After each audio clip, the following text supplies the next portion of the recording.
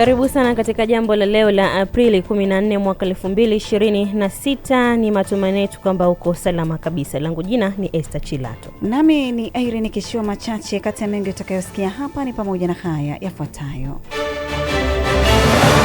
Bodaboda wawili mkoani Tabora wapoteza maisha baada ya kugonga treni ya abiria. Mtu mmoja mkoani Singida akamatwa kwa kujifanya askari wa JWTZ na kuwatapeli vijana fedha kwa ahadi ya ajira jeshini. Kiongozi mkuu wa kanisa Katoliki duniani ahimiza kumalizwa kwa ukoloni mamboleo duniani. Jonathan Soa apewa fine na kushushwa kufanya mazoezi na timu ya Under 20 kwa utovu wa nidhamu. Mwana Maisha Fresh inaweza fuatilia jambo la leo mubashara kupitia tovuti yetu ya www.jambofm.co.tz, lakini pia unaweza kufuatilia kupitia kurasa zetu za mitandao mbalimbali ya kijamii, Instagram, Facebook na TikTok kwa kuandika Jambo FM TZ, pamoja na YouTube kwa kuandika Jambo FM Radio Tanzania. Na jambo la leo linaanzia hapa Tabora. Maafisa usafirishaji maarufu kama bodaboda wawili wamefariki dunia baada ya kuigonga treni ya abiria iliyokuwa ikisafiri kutoka mkoani Tabora kuelekea Katavi. Ajali hiyo imetokea katika makutano ya barabara na reli yaliyopo mtaa wa Miemba, kata ya Malolo, manispaa ya Tabora, kama anavyoeleza Pasco Tuliano. Kwa mujibu wa mashuhuda wa ajali hiyo, maafisa hao wa usafirishaji walikuwa wakivuka eneo hilo la treni huku wakiendesha pikipiki zao kwa kasi, ndipo walipokumbana na treni hiyo, hali iliyosababisha vifo vyao papo hapo. Tukiwa kwenye treni tukaona treni inasimama ghafla. Kwa hiyo kabidi tushuke kuangalia nje, tukaona kama kuna ajali, watu wamejaa, tumekuja kuangalia. Fika tunakuta ni bodaboda wawili ambao walikuwa wanakimbia wamejigonga kwenye treni. Kwa tumechofanya sisi ni kuwastiri na kupeleka mwili kwenye gari kwa mamlaka husika ambao wamekuja kuchukua mwili. Nafikiri ni mwendo kasi wa bodaboda ambao walikuwa nao, kwa sababu inavyosemekana ni boda walikuwa wanakimbizana. Walikuwa watatu, mmoja akawa yeye ameshapita. Hao wawili wakawa wamejigonga kwenye kichwa cha treni. Nimefika maeneo ya hapo mbele kidogo tu ndo nikaona treni inatokea huku, na hao waliofariki marehemu hao wawili wakiwa wanatokea huku wakiwa wanataka kupeleka wanafunzi. Ile kufika hapo wanataka sasa waiwai treni, wakafika kabamiza mbele wakarudi wao nyuma. Mimi nilikuwa ni upande wa huku mbele, yenyewe kwa upande wa huku. Kwa hiyo kufika ndo kabamiza, afu akaruka, mwingine akarukia kwenye hicho chuma hapo, akarudi tena huko barabarani, mwingine ndo akaangukia kwenye hicho kidude huko na ubongo kamwagika hapo, ndo na polisi wakafika. Hizi ni pikipiki zilikuwa zinatokea huku mmoja fika hapa wakawapitia. Mwingine amepelekwa paka kule, mwingine alikuwa amelala hapo, ile kaponjeka hadi ubongo umebaki pale. Ila saizi maskari washakuja wamewabeba. Mwenyekiti wa mtaa wa Miemba George Masele amesema tukio hilo limetokea asubuhi ya leo wakati bodaboda hao walipokuwa wakirudi kwa kufukuzana baada ya kuwapeleka watoto shule. Tukio hili limetokea asubuhi. Huwa ni kawaida ya hawa bodaboda, huwa wanapeleka wanafunzi shule.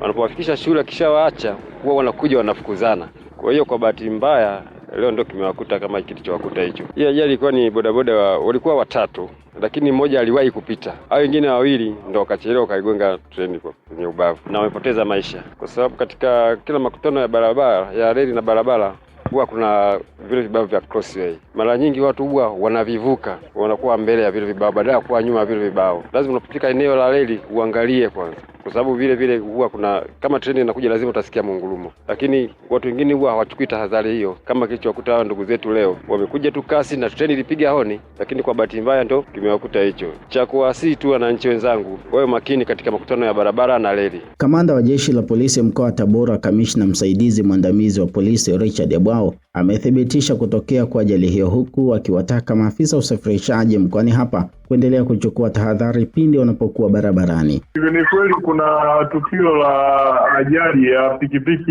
mbili na zikiwa na waendesha pikipiki wawili kugonga treni na kusababisha vifo. Hao vijana walikuwa wakitokea eneo la kijiji cha Mawiti na ajali imetokea kwenye maeneo ya Malolo kwenye kivuko cha barabara na reli. Na waligonga treni ya abiria ya aina ya Deluxe iliyokuwa inatokea Tabora kuelekea Kigoma muda wa saa 1 za asubuhi. na hii treni ilipata hitilafu kwenye eneo lake la injini, inafanyiwa matengenezo na kisha itaendelea na safari kuelekea Kigoma, lakini miili ya marehemu imechukuliwa na kupelekwa kwenye hospitali ya rufaa Kititi kwa ajili ya uchunguzi na hatua nyingine. Ni pikipiki kugonga treni, kwa maana kwamba kutokuchukua tahadhari kwenye maeneo ya kivuko, kama ambavyo tumekuwa tukiendelea kutoa elimu mara kwa mara kwa watumiaji wengine wa barabara kwenye maeneo ambayo kuna kivuko. Ni vyema basi wanapofika watasimama ili kuangalia kama kuna treni. Kwa hiyo hii tabia ya kuvuka bila kuchukua tahadhari za kusimama wakati mwingine zinapelekea kuleta matukio ya ajali kama ambavyo imejitokeza hii. Kutoka hapa Tabora 99.7, hii ni sauti ya Pasco Tuliano wa Jambo FM. Asante Pasco Tuliano kwa taarifa hiyo, na tahadhari pia kwa watumiaji wa barabara vikiwemo vyombo vya moto, kadhalika na sisi watembea kwa miguu, hasa tunapofika katika vivuko vya barabara na leri. Sasa ni jambo la hapa Singida. Mtu mmoja ambaye jina lake limehifadhiwa, anayekadiriwa kuwa na umri wa miaka 35 na 40, mkazi wa manispaa ya Singida mkoani Singida, amekamatwa na jeshi la wananchi JWTZ mkoani humo kwa kosa la kujifanya afisa wa jeshi la wananchi na kutapeli fedha kwa vijana mbalimbali ili awaunganishe na nafasi za kujiunga na jeshi hilo. Taarifa kamili na Saulo Steven. Akizungumza na waandishi wa habari mkoani Singida, mshauri wa jeshi la akiba mgambo wa wilaya Singida, Sergeant Nyabororo amesema mtumiwa huyo amekamatwa katika eneo la Kwetu Pazuri hapa mkoani Singida, ikiwa ni mtego uliowekwa baina ya wananchi na jeshi hilo. Tumekuwa tukipokea malalamiko mengi sana kutoka kwa wananchi, hasa mwezi uliopita kulikuwa kuna zoezi la kuandikisha askari wa kujiunga na jeshi la kujenga taifa. Zoezi hili lilifanyika vizuri, likamalizika, lakini tumekuwa tukipokea malalamiko kutoka kwa wananchi kwamba wameisha lipa ada. Tendo hicho kimetustua. Sasa siku ya jana tulipokea taarifa kutoka kwa raia wema kwamba wao wameambiwa wapeleke shilingi milioni 1, ambacho kitendo hicho cha kujiunga na jeshi hauruhusiwi kutoa hata shilingi 100. Sasa tukaweka mtego ili kuweza kumkamata huyu bwana aliyekuwa anaomba raia pesa. Kwa hiyo kwa siku ya leo aliwapigia simu asubuhi, akawaambia wakutane maeneo ya Msufini sokoni. Vijana hao walikuja wakatoa taarifa hapa ofisini, tumekwenda. Huyu bwana akabadilisha location, akasema wakutane mgawa mmoja anaitwa Kwetu Pazuri. Hawa wakanipa taarifa, afande, tumeambiwa tukutane Kwetu Pazuri na huyo bwana. Nilivyokwenda mimi, huyu bwana aliponiona akakimbia. Nikamkimbiza, nikamkamata. Kwa hiyo aliyeleta taarifa wakati huo alikuwa ni raia mmoja, lakini baada ya kumkamata raia wengi wamejitokeza wakidai kwamba huyu mtu amekuwa akiwaomba pesa, na mpaka sasa unaona watu wanazidi kumiminika hapa. Amechukua fedha za watu kwa ajili ya kuwapeleka jeshini. Kwa hiyo bahati nzuri leo tumemkamata na mkuu wa wilaya ametoa maelekezo tumpeleke kituo cha polisi kwa ajili ya mahojiano zaidi. Faudhia Juma ni mmoja wa vijana kutoka hapa mkoani Singida ambaye amekumbwa na kadhia hiyo ya kutapeliwa kwa kudanganywa kwamba atakwenda kujiunga na jeshi la wananchi, kama ambavyo anazungumza namna ambavyo alitapeliwa na tapeli huyo. Aliniambiaje labda uenda wapi huko Moshi, bado hawajafanya ustahili wa nini wa JKT. Kaambia mimi siwezi kwenda huko Moshi kufanya maombi tena, maana nauli ya kwenda huko sina. Kasema kama una mwambie baba akutafutie hela ili ukafanyia wapi maombi wapi hapo Singida mjini kwa mkuu wa wilaya. Kaambia hiyo hela mimi sina tena kufanya hivyo, kwanza nimeshapata tamaa. Kaniomba namba ya baba, kaniambia namba ya baba, nikampa, akawa anawasiliana na baba, akawa anaambia baba kwamba unatakiwa unitumie kiasi kadhaa cha hela ili nimuunganishe JKT. Sasa baba akawa anamtumia, mara ya kwanza alimtumia 400,000, akamtumia 400,000, akamwambia tena nitumie 200,000, akatumiwa. Baada ya kutumiwa kaniambia tukutane wapi Japanda, na mimi nikaenda, mimi baba na mama. Nilipoenda huko Japanda ndo kaniambia haya nitakupigia simu sasa ili tukafanye nini ustahili huko nani Singida mjini. Hata hivyo, Sergeant Nyabororo ametoa wito kwa jamii mkoani Singida kwa makini dhidi ya matapeli ambao wamekuwa wakitumia majina ya majeshi mbalimbali, jambo ambalo amesema kujiunga na jeshi hahitaji pesa bali ni vigezo vya mhusika. Wangu kwa jamii, kama wakuu wa jeshi mbalimbali wanavyotoa maelekezo kwamba nafasi ya jeshi hainunuliwi. Hili ni jeshi la wananchi wa Tanzania, ni jeshi letu wote, sisi sote, mimi na nyinyi. Kwa hiyo unapotaka kujiunga, unajiunga kwa moyo wako wewe. Sisi hatutozi hata shilingi 100 na hakuna ada inayolipwa jeshini. Kutoka hapa mkoani Singida, hili ni Jambo la Leo. Mimi ni Saulo Steven na hii ni 101.1 Jambo FM. Leta hela ni kuunganishie mambo ya connection. Tufuate utaratibu. Jambo ambalo unaona mashaka nalo, basi ni vyema ukauliza ama ukadadisi kidogo. Na mara nyingi partner huwa wanatoa taarifa jeshi kwamba watu wawe makini, wasitapeliwe. Nafasi za jeshi huwa zinatangazwa kwa utaratibu maalum. Yaani kwanza ukishaona unaanza kuombwa pesa, jua kuna walakini. Haya, shtuka kabisa. Jambo la hapa Dodoma, serikali kwa kushirikiana na wadau wa uhifadhi katika mwaka wa fedha 2026-27 inatarajia kujenga uzio wa umeme wenye urefu wa kilomita 104 kwenye mpaka wa hifadhi ya pori la Akiba Maswa kwa upande wa magharibi unaopakana na makazi ya wananchi katika wilaya za Meatu, Itilima na Bariadi. Hamebainishwa leo bungeni jijini Dodoma na naibu waziri wa maliasili na utalii Hamadi Chande wakati akijibu swali la mbunge wa Meatu Salum Hamis Salum aliyehoji kuwa serikali na mpango gani wa haraka na wa kudumu wa kuzuia tembo kuvamia vijiji vya Meatu na kuwarudisha kwenye hifadhi kama inavyoeleza taarifa yake Gideon Gregory. Kwa sababu suala la tembo katika wilaya ya Meatu na jimbo la Meatu imekuwa ni swala la siku nyingi, na mkakati wake ni huu kila siku, majibu ni hayo. Je, Mheshimiwa Naibu Waziri, huoni kwamba kuna sababu ya kufanya azma kubwa ya kuwaondoa tembo ambao wanaishi maeneo ya watu kwa sasa? La pili, Mheshimiwa Mwenyekiti, hawa tembo sasa hivi tunavyoongea wanaharibu mazao ya watu, wanawaumiza watu walioko kwenye mashamba yao. Ni kwa nini sasa wizara isichukue hatua za mwanzo kwa sasa waondoa wale tembo wote ambao wako ndani ya mashamba ya watu? Majibu, Mheshimiwa Waziri. Asante sana Mheshimiwa Mwenyekiti. Kwanza naomba kumpongeza sana Mheshimiwa Salum kwa kuwa na yeye sasa ni sehemu ya hifadhi na anashirikiana na taasisi zetu katika kuhami jamii yetu na wanyama hao wakali na waharibifu. Mheshimiwa Mwenyekiti, naomba nijibu maswali yake yote mawili kwa pamoja. Naomba kwa niaba ya Mheshimiwa Waziri nitoe maelekezo kwa Kamishna Mkuu TANAPA kwa kushirikiana na halmashauri zetu kote nchini waende kuondoa wanyama hao ambao wapo katika makazi ya watu na katika mashamba yao. Mheshimiwa Mwenyekiti, serikali imeendelea kuchukua hatua mbalimbali za haraka katika kukabiliana na changamoto ya wanyamapori wakali na waharibifu, hususan tembo kwenye maeneo mbalimbali nchini ikiwemo vijiji vya wilaya ya Meatu. Hatua hizo ni pamoja na kujenga vituo 4 vya askari wa kudhibiti wanyamapori wakali na waharibifu na kuwawezesha rasilimali watu pamoja na vitendea kazi muhimu, ambapo kupitia vituo hivyo kati ya mwezi Julai 2025 hadi Machi 2026 doria zilizofanyika na kuwezesha kudhibiti matukio 352 katika wilaya ya Meatu.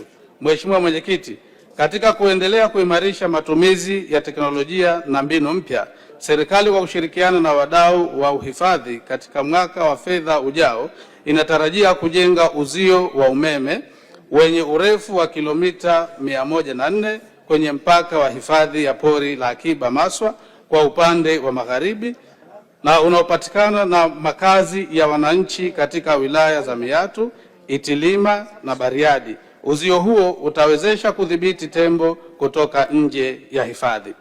Haya, jambo la kimataifa, kiongozi mkuu wa kanisa Katoliki duniani Papa Leo 14 ametoa wito wa amani na kumalizwa kwa tabia ya ukoloni mambo leo inayoendelea duniani. Matamshi hayo ya Papa ameyatoa mwanzoni mwa ziara yake nchini Algeria na kuandamwa na kauli za kushambuliwa vikali kwa maneno na Rais Donald Trump na makamu wake J.D. Vance baada ya kukosoa vita vya Marekani na Israel dhidi ya Iran. Hii leo kiongozi huyo wa kiroho anafanya ziara katika mji wa Annaba ambako anatembelea kufuata nyayo za Mtakatifu Agustino na kuendesha misa takatifu katika kanisa kubwa la Mtakatifu Agustino mbele ya viongozi wa kanisa hilo kutoka barani Afrika. Papa Leo ni kiongozi wa kwanza wa juu wa kanisa Katoliki duniani kutembelea Algeria, ambacho ni kituo cha kwanza cha ziara yake ya mataifa 4 ya Afrika. Tunalikamilisha jambo la leo kwa jambo la michezo. Kamati ya nidhamu ya klabu ya Simba ya Dar es Salaam imejiridhisha kwa mchezaji Jonathan Soa ana makosa ya utovu wa nidhamu na kumpa adhabu ya kulipa faini na kufanya mazoezi na timu ya vijana chini ya umri wa miaka 20 ambayo inaanza mara moja. Afisa mawasiliano wa klabu hiyo Ahmed Ali amesema adhabu hiyo imetolewa kwa kipindi cha matazamio na endapo atabadilika kabla muda huo kumalizika, adhabu hiyo itakwisha na kurejeshwa katika timu kubwa kuendelea na majukumu yake. Ni kweli Jonathan Soa tulimsimamisha kutoka kwenye kambi yetu. Mwezi wa 3 tulisafiri kwenda Dodoma, kwenda kucheza na Dodoma Jiji. Tukiwa pale, tukiwa na Soa akaamrishwa atoke kambini na kurejea Dar es Salaam. Na Soa alikuwa akituhumiwa kwa makosa kadha ya utovu wa nidhamu ambayo ni malalamiko yaliyokuja kutoka kwenye benchi la ufundi. Baada ya pale akarejeshwa kutoka Dodoma akarejea Dar es Salaam kusubiri taratibu za klabu ziweze kukamilika na hatimaye haki yake iweze kupatikana. Baada pale akawa amepelekwa kwenye kamati ya nidhamu ya Simba Sports Club ambayo inaongozwa na mwenyekiti wake Kamanda Kova. Soa akaitwa mbele ya kamati, akasomewa mashtaka yake yote ambayo yanamkabili, na yapo ambayo amekiri na mengine akatoa maelezo, na baada pale kamati ikajiridhisha ya kwamba mchezaji huyu ana makosa ya utovu wa nidhamu.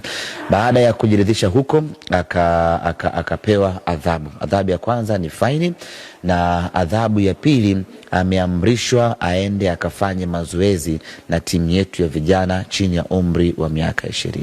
Adhabu hii inaanza mara moja kuanzia hivi sasa, na atakuwa akifanya mazoezi na timu yetu ya vijana chini ya umri wa miaka 20 ikiwa ni kipindi cha matazamio, kumwangalia kama kutakuwa kuna mabadiliko yoyote ndani yake kwenye upande wa nidhamu, basi adhabu yake hiyo itaisha na atarejea timu kubwa kuendelea na majukumu yake kama kawaida. Hivyo ambavyo tunatamatisha jambo la leo. Miongoni mwa waliosikika jioni hii ni pamoja na haya.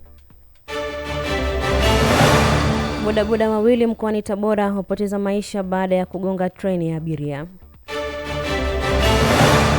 Mtu mmoja mkoani Singida akamatwa kwa kujifanya askari wa JWTZ na kuwatapeli vijana fedha kwa ahadi ya ajira jeshini.